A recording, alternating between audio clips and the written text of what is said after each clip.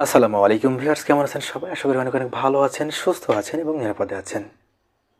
Viewers, আজকের বিষয় মানসিক অস্থিরতার কারণে, মানসিক দুশ্চিন্তার কারণে যে সমস্ত রোগ ব্যাধি হতে পারে এবং কীভাবে এই মানসিক অস্থিরতা দূর করা যায়, মানসিক অস্থিরতা থেকে দূরে থাকা যায়।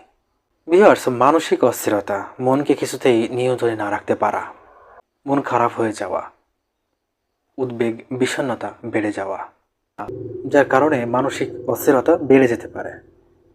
এবং এই মানসিক অস্থিরতা বেড়ে যাওয়ার ফলে বুক ধড়ফড় করতে শুরু করা, গলা শুকিয়ে যাওয়া, অন্যমনস্ক হওয়া, এগুলো মানসিক অস্থিরতার কারণে হতে পারে।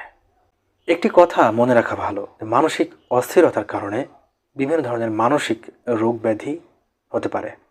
আপনি মানসিক রোগী হয়ে যেতে পারেন। এগুলো অবশ্যই এড়িয়ে চলার চেষ্টা করতে হবে। ঠিক কী কারণে আপনার মানসিক অস্থিরতা বেড়ে চলেছে, আপনার মন অশান্ত হয়ে যাচ্ছে, আপনি কোনো কাজেই মন বসাতে পারছেন না, আপনার ভালো না লাগা, আপনার খারাপ লাগা, এগুলো অবশ্যই দূর করার চেষ্টা করতে হবে। এগুলো কেন হচ্ছে, এর কারণ কি, এগুলো আগে বুঝতে হবে। আপনি যদি এগুলো কন্ট্রোল না করতে পারেন, দিন দিন যদি আপনার এই সমস্যাগুলো বৃদ্ধি পেতে থাকে, তাহলে বিভিন্নভাবে আপনি মানসিক রোগে আক্রান্ত হতে পারেন। এ পর্যায়ে বলতে গেলে উদ্বেগ, বিষণ্ণতা, অ্যাংজাইটি, ওসিডি এছাড়াও অন্য কিছু, এই সমস্যাগুলো আপনার হতে পারে। আপনি এই ধরনের রোগে আক্রান্ত হতে পারেন। এগুলোর দিকে অবশ্যই বিশেষ খেয়াল রাখতে হবে। ভিউয়ার্স, মানসিক অস্থিরতাকে দূর করার জন্য বেশ কিছু পদক্ষেপ রয়েছে। আপনি যদি এই সমস্ত পদক্ষেপ গ্রহণ করতে পারেন, তাহলে আপনার মানসিক অস্থিরতা থেকে আপনি দূরে থাকতে পারবেন এবং শরীরকে, মনকে সুস্থ রাখতে পারবেন।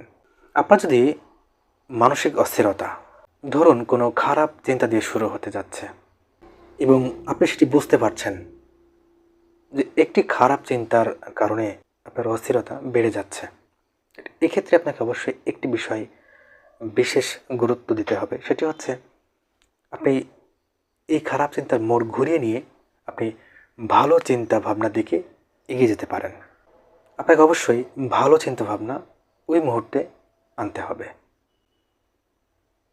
এবং ভালো চিন্তা ভাবনায় নিজের মনকে ব্যস্ত রাখার চেষ্টা করতে হবে, যেন আপনার এই খারাপ চিন্তা দূর হয়ে যায়। এমন কিছু চিন্তা করতে হবে এবং সেটি হতে হবে ভালো চিন্তা।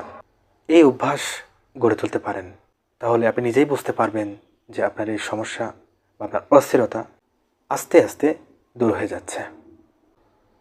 চিন্তায় যদি হয় আপনার খারাপ, এবং খারাপ চিন্তার জন্য যদি আপনার অস্থিরতা বেড়ে যায়, তাহলে অবশ্যই আপনাকে সেই খারাপ চিন্তা দূর করার চেষ্টা করতেই হবে। আপনি আপনার ঘরে অবস্থান করছেন, হঠাৎ দেখলেন আপনার অস্থিরতা বেড়ে চলেছে, অস্থিরতা বেড়ে যাচ্ছে, আপনার এই সমস্যা আগে থেকেই হয়, হঠাৎ আপনি সেখানে না থেকে বাইরে থেকে ঘুরে আসার চেষ্টা করুন এবং এমন একটি জায়গা আপনি বেছে নিন, যে জায়গায় গেলে আপনার এই অস্থিরতা দূর হতে পারে, আপনার দুশ্চিন্তা চলে যেতে পারে। ভিউয়ার্স, মানসিক অস্থিরতা দূর করতে হলে আরও একটি বিষয় আপনাকে খেয়াল রাখতে হবে, আর সেটি হচ্ছে পর্যাপ্ত ঘুম। আপনি যদি পর্যাপ্ত ঘুমাতে পারেন বা ঘুমের অভ্যাস তৈরি করতে পারেন, চেষ্টা করে যদি আপনি ঘুমানোর অভ্যাস গড়ে তুলতে পারেন, তাহলে এই মানসিক অস্থিরতা দূর হতে পারে, আপনার খারাপ চিন্তাভাবনাগুলো দূর হতে পারে। আপনার যদি এমন মনে হয় যে কোনো বিষয় চিন্তা করলে বা কোনো একটি বিষয় নিয়ে আপনি চিন্তা করছেন, এই বিষয়টি চিন্তা করলে আপনার অস্থিরতা বেড়ে যেতে পারে, আপনি নিয়ন্ত্রণের বাইরে চলে যেতে পারেন, আপনার মানসিক অস্থিরতা আপনাকে ঘিরে ফেলতে পারে, তাহলে অবশ্যই এই চিন্তা না করাই ভালো।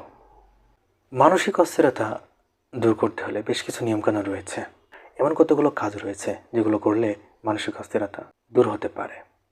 এমন কিছু কাজ করা যেগুলো আপনার মানসিক অস্থিরতা দূর করতে পারে। একটু হাঁটাচলা করতে পারেন, পানি পান করতে পারেন, কিংবা শারীরিক ব্যায়াম করতে পারেন।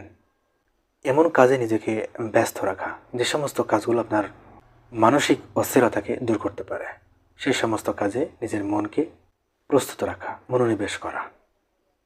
তাহলে আস্তে আস্তে এই অভ্যাসগুলোর কারণে দেখবেন আপনার মানসিক অস্থিরতা অনেকাংশেই কমে আসছে, একটি পর্যায়ে আপনার অস্থিরতা কমে যাচ্ছে, আপনি সুস্থ স্বাভাবিক জীবনে ফিরে আসতে পারেন। ভিউয়ার্স, ভালো থাকবেন, সুস্থ থাকবেন এবং নিরাপদে থাকবেন, এবং আয়ন হোমিও ক্লিনিকে এই চ্যানেলটির সাথে থাকবেন এবং চ্যানেলটিকে অবশ্যই সাবস্ক্রাইব করে রাখবেন। দেখা হবে অন্য কোনো নতুন একটি ভিডিওতে।